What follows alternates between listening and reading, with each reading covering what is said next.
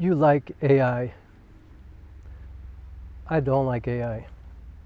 And I'm going to tell you why. Does AI make things easier and better in some instances? Of course. You know, I am certainly not a Luddite, as a lot of people would say. I believe in technology. I believe in advancement. I believe in progress. I believe in all those things. But what I don't believe in is when it gets out of control and we start to lose our humanity. I don't believe in that. You know, I had a weird situation this morning, and I believe that this is related to AI, because AI is all about making people, you know, like really not needed, you know, unnecessary for many, many things, you know, way too many things, you know, from checkouts in a supermarket to customer service to whatever, right down to relationships, and I'll get to that in a minute. But my problem with AI is that I think we're headed to a place that is very dangerous, you know. And, you know, I'm not going to sit here and say it's headed to the end of the world, although it very well may be, you know. I don't know. Who knows? I mean, I had an experience this morning where I had to buy a hard drive, right? I'm working on this documentary. I want a dedicated hard drive to work on, and I need another one for backup. So I'm buying two Samsung T7s. Cheap. I saw them on sale at Best Buy. I get 2 terabytes for like 120 bucks. That's a great deal for 2 terabytes. And so I pulled the trigger, and I tried to buy, and I did buy 2 Samsung T7s. So I go through the whole process, and I tried to buy it at B&H. And the reason I always try to buy at B&H is because it's not because I like them so much, and it's not because they're cheaper. It's not because of any of that, you know. It's because I'm fortunate enough to live in a place where I could go to B&H and see the actual people selling me the stuff. I could see the actual gear that I buy. And if I have a problem, I can call the actual store and talk to an actual person from where I live, from New York, who goes to work every day. It's much more relatable. It's much more human to me. And even if it costs more money, it's so worth it to me. And by the way, if I drive there, I could park for free. But I could also take the train. You know, I could take the train. I'm like 2 blocks away. So I love to deal. But today is Saturday, and I need it today. And B&H is run by Hasidic Jews. And so Saturday, from Friday night, Saturday, you can't even check out. Like, they shut everything down because of the religious holiday, and which is fine, you know. But I need it today, so I decided to go to Best Buy. I found a Best Buy near where I live where I could pick it up today, and I ordered it online, and it was actually the exact same price. And I think it's because Samsung has a sale on this particular drive, and so I was pretty much able to get exactly what I would have gotten from B&H, except for this. I get to the end of my checkout, I pay with my credit card, everything's approved, and then at the B&H website it says, we're sending you a text message to confirm this purchase. So please punch in the code when you get the text. Well, when the text came up, it was going to my old phone number that I no longer have. I mean, I've always had this number, but I had a second phone for a while, which I gave up. I don't have it anymore. And so the text was sent to the old phone number, which, like I said, I don't have. Maybe somebody else has it, and apparently somebody else does, because when I looked at that, I was like, oh shit, I can't give them the code. What am I going to do? And all of a sudden, it's approved. And so I'm like, how'd they get the code? Who punched in the code? I'm thinking all kinds of crazy stuff, like who has that old phone number, and how did they get access to my checkout page at B&H? How did this happen? And so obviously I'm concerned. I've had my identity stolen in the past. I'm going through some financial stuff right now with regards to that. Like, we're all concerned with that. And a lot of it is because of AI, because we can't speak to human beings, because everything's automated and everything just happens through algorithms, and it's a real problem. So the first thing I do is call my credit card company. I tell them what happened. I'm speaking to somebody like in the Philippines or Thailand or who knows where they are, and they're perfectly nice, you know, it's fine. They don't speak the greatest English, so I'm having problems communicating. I don't think they really understand what I'm saying. And I'm like, yo, somebody got that text and put the code in on my checkout page. So I just want to make sure nobody has access to my credit card information. I just keep getting, oh, rest assured, sir, you are protected at your website. I mean, at your credit card. We're fine. And yes, the sale went through. You can go pick up your item. I'm like, that's not what I'm saying. What I'm saying is somebody else got the code and punched it in at my checkout page. How did they even have my checkout page? So I finally got frustrated with them. I hung up the phone. I called Best Buy. I'm talking to somebody at Best Buy in the Philippines again, or in Thailand, or somewhere else, Vietnam. I have no idea where they are. It's the same thing. Thank you for this, sir, and blah, blah, blah. I'm sorry you've gone through this. I know it's frustrating. They're reading me the text, you know, the script that they have. And it's the same thing. They're saying, oh, please hold for 2 or 3 minutes. They put me on hold for 5 minutes. The woman comes back and she says to me, good news, sir, your sale went through. And I'm like, yo, I know my sale went through. What I'm telling you is that somebody punched in the code. I couldn't get that text because it's an old phone number. Somebody somehow had access to my checkout page. She just couldn't understand what I was saying. We just couldn't, I couldn't even get her to understand what I was saying. And so I said, let me speak to a supervisor. She puts me through to another person who, you know, I'm having communication difficulties with. Turns out she's not a supervisor. So I said, look, please, I need to speak to a supervisor. So anyway, in the end, it's like somebody will call you back within 24 hours. Okay, great. Then I go to Best Buy to pick it up. I drive there, talking to a guy who's at the desk. I tell him what happened. He literally looks at me and he says to me, dude, that sucks, man. I'm like, yo, I'm trying to figure out how somebody would get access to my checkout page.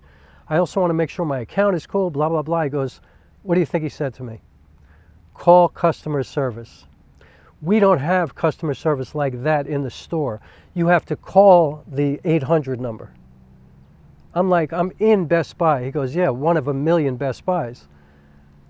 And I'm like, wow, is there like a main number in the United States? He goes, I don't know. But you work at Best Buy.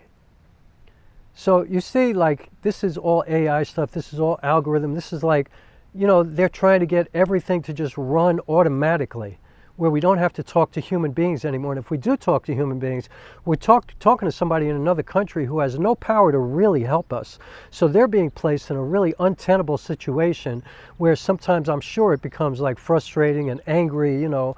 And I try to never get angry with these customer service representatives because they're so nice. Everybody's so nice all the time. But they don't even have the tools to help us. They can't even get access to the information that we need to fix this issue. This is a problem. So anyway, that was my experience with technology today and filmmaking and trying to get this hard drive to back up all my filmmaking stuff. So I got the drive probably at the expense of getting my identity stolen again or somebody getting into my account or whatever. I have no idea. You know what? Literally, I got to the point where I was like, I don't even care. Like, I don't care anymore. Whatever. The other thing is then I'm driving, you know, back home, and I turn on the radio and I'm listening to NPR, which is going to be gone soon because, you know, they're cutting all funding to NPR and PBS and all that kind of stuff, everything that I listen to. And so I'm listening and they're talking about AI bots and avatars that people are having intimate relationships with. And so they're giving an example of this guy who's married to this woman. This is a real life person. The woman goes, look, he's married to this woman. They got 3 kids. She's raising the kids. She's busy. And he feels like, you know, the flame is kind of out of their relationship. They're not having sex and there's no intimacy and she's too busy and she's tired. And when he comes home from work, he wants a relationship. And so he signs into his avatar and it's this beautiful woman. And she says to him, and they play some of the conversation that they have with each other. And she's like, oh my God, I've been waiting all day for you to come home. I've missed you so much. So happy we're together, you know, like you're such an awesome guy, you know. You have such great ideas. The way you look at the world, it just resonates with me. I'm so grateful to have this relationship with you. And she's saying all the right things, right? And so the woman who is, you know, speaking on behalf of AI is saying, so what's bad about that? You know, she says, you know how many people have not committed suicide because of AI? You know, like it makes him happy. It makes him feel better. It probably saves his marriage. And I'm like, what world am I living in? Like, this guy is being taught that the perfect relationship with a woman is when there's no pushback, when she agrees with everything you say, when she thinks you're totally awesome and amazing. Like, that's a normal relationship. Like, what universe are we living in where that is okay, that is satisfying to somebody, that somebody actually wants somebody to agree with everything they say? And then they actually can have sexual relations with these bots. And, you know, I know a lot of people know about this and this, you know, and you know what? I watched Westworld on HBO, so I see what can happen. But man, I'm just like, yo, you calling me a Luddite? You think I'm weird? You know, you're telling me, oh, you would rather roll up your window than use an electric window in your car? Like, that, I'm not even talking about that kind of stuff.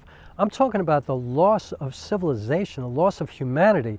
You know, this guy has fake empathy right now. That avatar doesn't give a shit about him, doesn't care about him, doesn't even know him. It's an avatar. It's a computer program. It's AI. It's not real.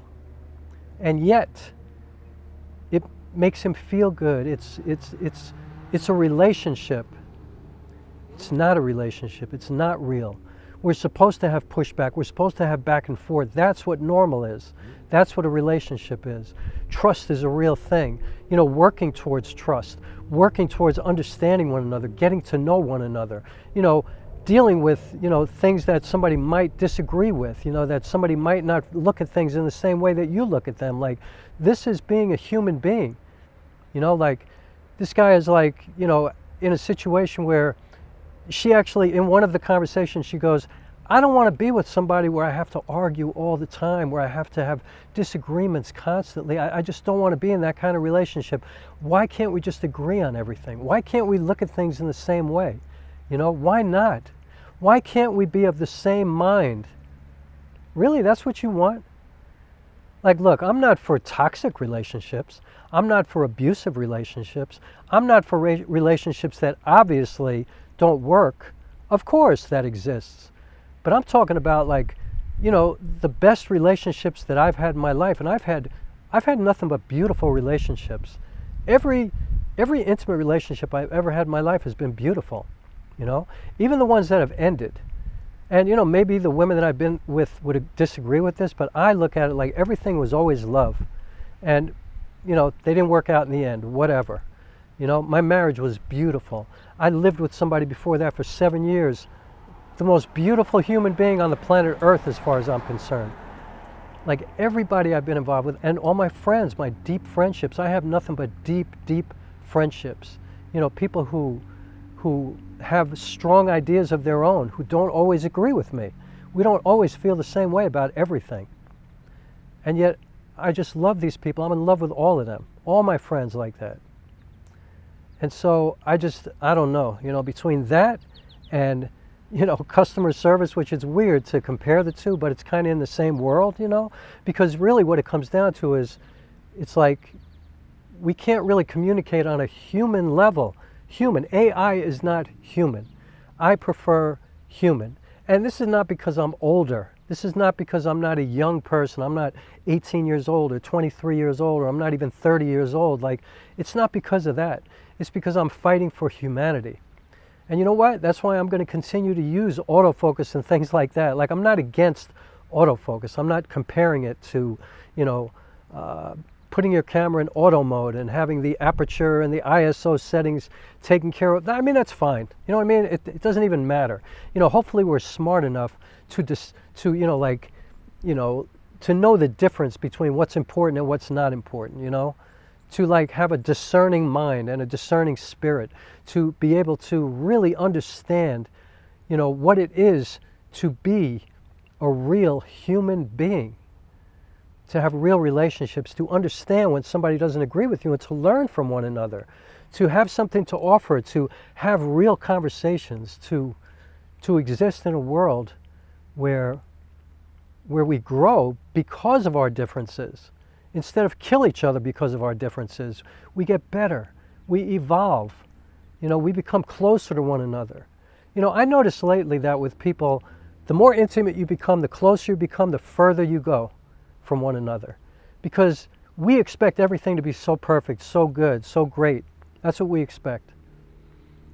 And it's the same thing with camera gear, music gear, whatever. People expect it to be so easy. Like, they just can't believe that, you know, autofocus goes off of the eye and onto the nose. You know, like, they're just offended by that, that there's, you know, chromatic aberration or something in a brand new lens. You know, even though they're shooting, they don't know how to expose, and so they're so underexposed that of course there's chromatic aberration. And like, people don't want to learn anything, they don't want to grow, they don't want to be challenged, they don't want to fight for anything. You know, the greatest things that I've achieved in my life have been through great struggle and great, you know, like massive obstacles. You know, lots of work, lots of hard work. The most valuable things in my life are the things that I have earned, and the things that have just been given to me, that I've been privileged enough to just be handed over to me, are the things that I have seen no value in my life. Like, I don't value things like that. It's just how I am. If you hand me something, it doesn't mean anything to me. I might use it or whatever, but you know, the things that I earn, the things that I work for, sometimes the things that I work for and I don't get, the things that I work for and I can't have, they hold so much value for me because I understand how difficult it is to obtain that, or to be in a relationship with that person, be friends, or, you know, get that grant or get that gig or whatever.